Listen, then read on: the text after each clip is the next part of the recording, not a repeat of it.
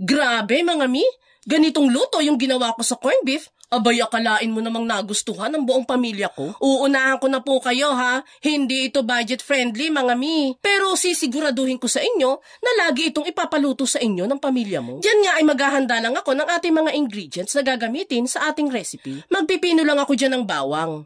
Maghihiwa na din ng sibuyas.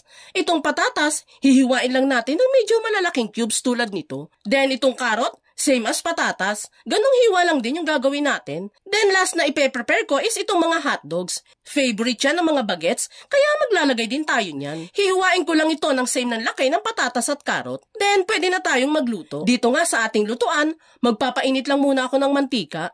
Then saka natin lulutuin itong patatas at carrots. I-pan fry lang natin yan ng mga ilang minuto mga mi. Mas okay kasi kapag nauna nating maluto ang mga gulay para di na natin hahabulin ang pagpapalambot nito mamaya. Mga 5 minutes ko lang naman yan lulutuin sa mantika.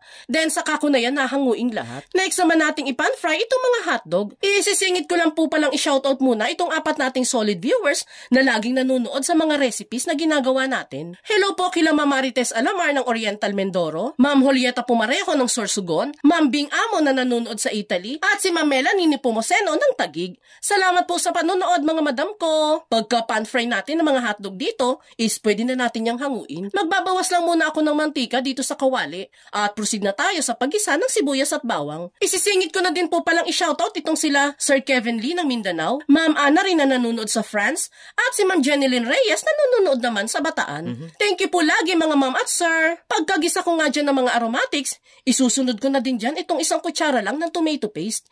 Isa yan sa magpapasarap sa lulutuin nating corned beef recipe mga mi. Bali, igigisa lang natin yan ng mga ilang minuto para mawala lang yung sobrang asim na dala ng tomato paste. Then matapos siya magisa, ilalagay na natin dyan yung 2 corned beef dito. Any brand naman po ng corned beef is pwede dito mga mi ha. Kung gusto nyo nga po palang ma-shoutout sa mga videos na ina-upload natin daily, pusuan mo lang po itong video na pinapanood mo ngayon and mag-comment ka na din po dyan sa ibaba kung taga saan po kayo. Malay mo po, ikaw naman ang next na ma-shoutout natin sa mga future videos na gagawin pa natin. Maraming salamat po. Pagkahalo-halo nga natin ng corned beef dito, naglagay na din ako dyan ng kalahating beef cube, paminta, at asin.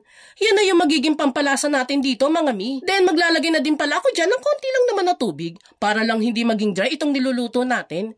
Mix-mix lang natin yan, then pwede na nating ilagay dito yung na-pan fry na patatas at carrot.